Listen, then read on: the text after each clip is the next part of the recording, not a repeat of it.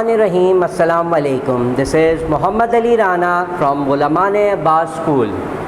In this video lecture, we are going to start our SLO number 2.4, in which we have to define what are scalar and what are vector quantities. And साथ साथ इन scalar quantities और vector quantities के दरमियान कुछ differences भी हम note करेंगे कि इन दोनों क्वांटिटीज़ के अंदर क्या फ़र्क होता है। अगर हम अपने फर्स्ट चैप्टर को थोड़ा सा रिकॉल करें, जिसमें हमने पढ़ा था कि व्हाट आर फिज़िकल क्वांटिटीज़, और उन फिज़िकल क्वांटिटीज़ में हमने दो टाइप की फ़िज़िकल क्वांटिटीज़ पढ़ी थी। One is base quantities and other is drive quantities. Similarly वो तमाम क्वांटिटीज़ में कुछ क्वांटिटीज़ स्केलर क्वांटिटीज़ होती हैं और कुछ क्वांटिटीज़ वेक्टर क्वांटिटीज़ होती हैं। फिज़िकल क्वांटिटी में हमने कहा था कि every physical quantity must have a magnitude and its unit. Without magnitude or without unit, we cannot define a scalar quantity. We cannot define a physical quantity. किसी भी physical quantity को without magnitude या without unit हम describe नहीं कर सकते। तो ये दो component हमेशा हर physical quantities के साथ मौजूद होंगे। अब अगर हम स्केलर और वेक्टर क्वांटिटीज़ की तरफ आएँ, तो ऐसी क्वांटिटीज़, वो जो तमाम फिज़िकल क्वांटिटीज़ हैं, उनमें ऐसी क्वांटिटीज़ होती हैं जिसमें सिर्फ मैग्नीट्यूड और यूनिट के साथ उस क्वांटिटी को हम इजीली डिस्क्राइब कर सकते हैं। फॉर एग्ज़ाम्पल, अगर हम किसी शॉपकीपर के पास जाकर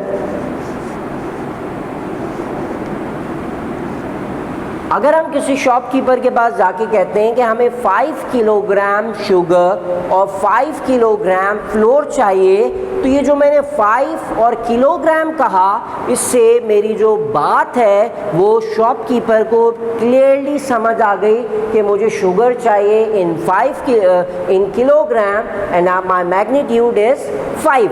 तो ऐसी क्वांटिटीज़ जिसको डिस्क्राइब करने के लिए हमें सिर्फ और सिर्फ रिक्वायर्ड होता है मैग्नीट्यूड और यूनिट। इन दो चीज़ों से अगर हम किसी क्वांटिटीज़ को कंप्लीटली डिस्क्राइब कर सकें, ऐसी क्वांटिटीज़ हमारी स्केलर क्वांटिटीज़ कहलाती हैं। The quantities that are completely described by its magnitude and its unit, तो ऐसी क्वांटिटीज़ फिज़िकल क्वांटिटीज़ कहलाती हैं। इसी तरह से अगर हम कहें कि एक स्टूडेंट है, उसका जो मास है इट इज़ 52 किलोग्राम, तो इससे भी जो है वो हमारी बात है वो क्लियरली समझ आ गई कि जो यूनिट है it is kilogram and its magnitude is 52। It's mean these two quantities are scalar quantities. इसी तरह से अगर हम किसी पर्सन की हाइट देखें, let's suppose it is 5 foot 5 inch, तो इट्स मीन उसमें भी मैग्नीट्यूड और यूनिट से हमारी बात क्लियर समझ आ गई। इट्स मीन कि हाइट भी जो है वो स्केलर क्वांटिटी है। अब एक और एग्ज़ाम्पल लेते हैं। फॉर एग्ज़ाम्पल, हमें एक पर्सन जो है वो, हम यहाँ स्कूल में मौजूद हैं, हमें कोई पर्सन जो है वो एक शॉप का एड्रेस पूछता है।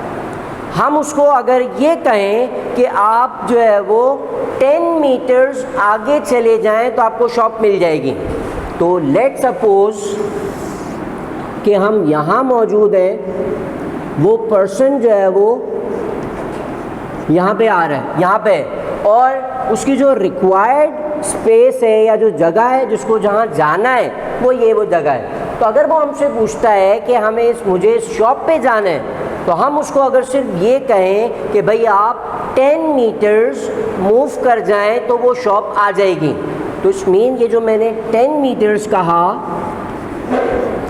इसके अंदर मैग्नीट्यूड भी मौजूद है, इसके अंदर यूनिट भी मौजूद है, बट स्टिल वो बात जो है हमारी वो क्लियर नहीं हो रही। क्या वो 10 मीटर मूव करके शॉप पे पहुंच जाएगा? Not necessary. फॉर एग्जांपल, अगर वो 10 मीटर इस डायरेक्शन में मूव हो जाए तो क्या वो कभी उस शॉप पे पहुंचेगा?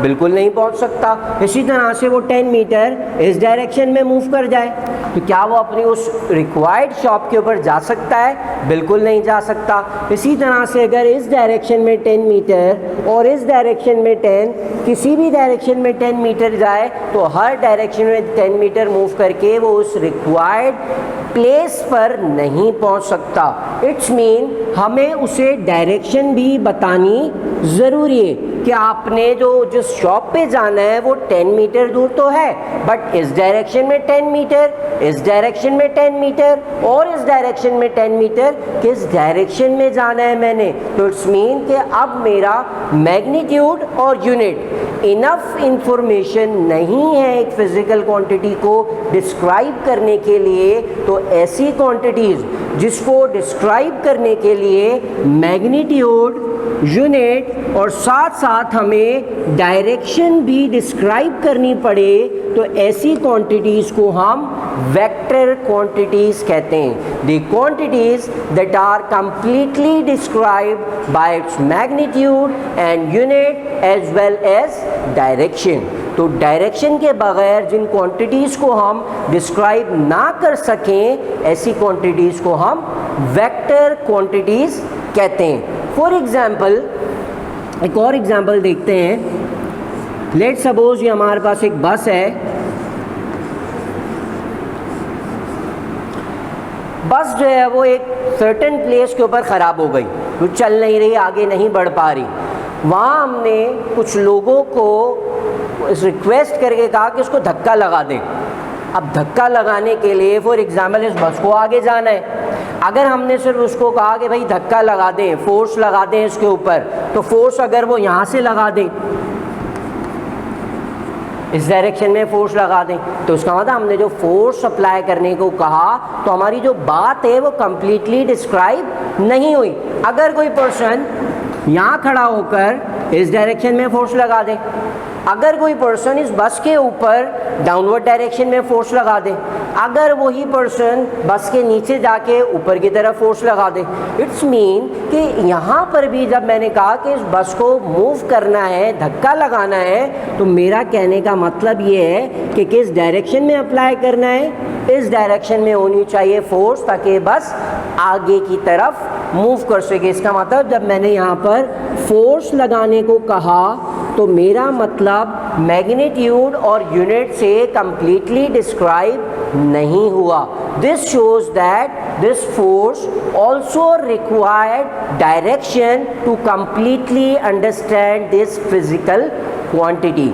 तो ऐसी क्वांटिटीज जिसको हम डायरेक्शन के साथ एक्सप्लेन कर सकते हैं, विदाउट डायरेक्शन नहीं कर सकते, उन क्वांटिटीज़ को वेक्टर क्वांटिटीज़ कहते हैं। तो हमारे पास ये जो डिस्प्लेसमेंट थी, it is a vector quantity. इसी तरह से दिस फोर्स, ये भी एक वेक्टर क्वांटिटी है। चलिए, तो वेक्टर क्वांटिटी की एक और एग्जांपल देखते हैं ताकि इसका जो मीनिंग है वो हम समझ सकें। लेट सपोज हमारा कंट्री है पाकिस्तान। अगर हम कहते हैं कि पाकिस्तान से इतने 1000 किलोमीटर हम मूव करेंगे तो हम मूव करके जो है वो इंडिया पहुंच जाएंगे। अब फॉर एग्जांपल इंडिया लाई करता है यहाँ पर, तो लेट सपोज 20,000 किलोमीटर्स मूव करने के बाद जो है वो हम एक कंट्री से इस दूसरे कंट्री के अंदर आ रहे हैं। तो अब अगर मैं डायरेक्शन डिस्क्राइब ना करूं कि जो दूसरा कंट्री इंडिया है वो किस डायरेक्शन में मौजूद है, तो मैं अपनी जो क्वांटिटी है उसको कंप्लीटली डिस्क्राइब नहीं कर सकूंगा। फॉर एग्जांपल कोई पर्सन इंडिया जाने के लिए इस तरफ मूव करने के बजाय इस डायरेक्शन में मूव कर जाए उतने ही किलोमीटर्स, तो क्या वो उस कंट्री तक पहुंच सकता है? बिल्कुल नहीं पहुंच सकता, बिकॉज मेरी जो डिस्क्रिप्शन थी उस डेस्टिनेशन के लिए वो इनकम्प्लीट थी, बिकॉज मैंने डायरेक्शन मेंशन नहीं की। इसी तरह से जो शिप्स हैं जो कि मूव कर रहे हैं समंदर में, ओशंस के अंदर, तो उनको भी एक पॉइंट से दूसरे पॉइंट पे जाने के लिए कि कितना टाइम रिक्वायर्ड है, कितनी स्पीड से मूव करना है, साथ साथ किस डायरेक्शन में मूव करना है। तो इट्स मीन ये जो उनकी वेलोसिटी है वो भी एक वेक्टर क्वांटिटी है कि अगर डायरेक्शन ना बताई जाए तो वो भी जो है वो ओशन के अंदर एक पॉइंट से दूसरे पॉइंट पर नहीं मूव कर सकते आसानी से।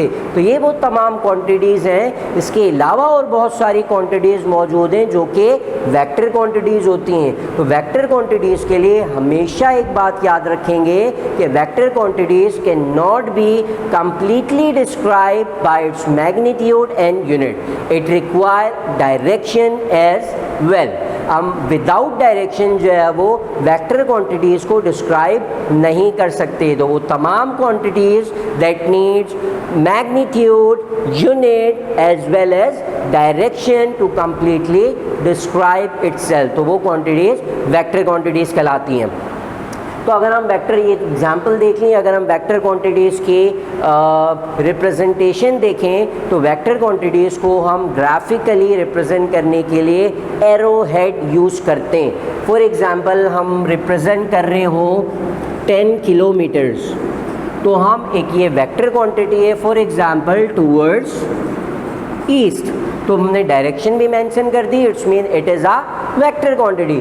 तो हम किसी भी वेक्टर क्वांटिटी को रिप्रेजेंट करने के लिए एरो हेड यूज़ करते हैं। एरो हेड में हमारे पास दो चीज़ें होती हैं, एरो की लेंथ और एरो का हेड, कि एरो का हेड किस डायरेक्शन में पॉइंट कर रहा है। एरो की जो लेंथ है वो रिप्रेजेंट करती है मैग्नीट्यूड ऑफ द क्वांटिटी को,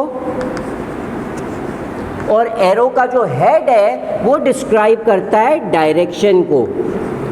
जिस तरह से वेक्टर क्वांटिटी में हमारे पास मैग्नीट्यूड, यूनिट और डायरेक्शन होती है, इसी तरह से एक एरो हेड को हम यूज़ करते हैं जिसमें वेक्टर को रिप्रेजेंट करने के लिए, जिसमें हमारा जो वेक्टर एरो की जो लेंथ होती है उसको हम मैग्नीट्यूड से रिप्रेजेंट करते हैं, और एरो का जो हेड होता है वो रिप्रेजेंट कर रहा होता है वेक्टर की डायरेक्शन को। एक और मेन डिफरेंस इन दोनों क्वांटिटीज़ के दरमियान अगर हम यहाँ देखते चलें कि फॉर एग्ज़ाम्पल हमारे पास 5 किलोग्राम शुगर और 10 किलोग्राम फ्लोर, ये दो चीज़ें मौजूद हैं। हम इन दोनों चीज़ों को एक ही बैग में डाल दें, ये मैं मेंशन करता चलूँ कि हम बात कर रहे हैं किसकी, स्केलर क्वांटिटी की।